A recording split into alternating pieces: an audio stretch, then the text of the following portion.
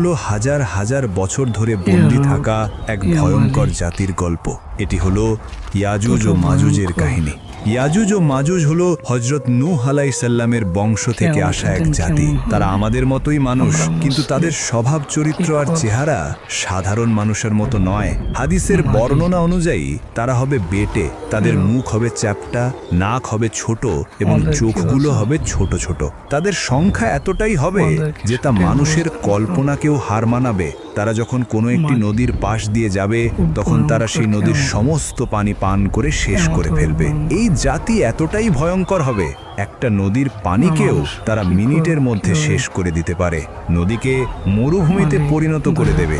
তাদের প্রধান বৈশিষ্ট্য হলো তাদের সীমাহীন নিষ্ঠুরতা। তারা কোনো এলাকায় ঢুকলে সেখানে প্রাণের কোনো চিহ্ন রাখে না। তারা সেখানকার সব ফসল নষ্ট করে ফেলে, সব গাছপালা উপড়ে ফেলে, সব পশু পাখি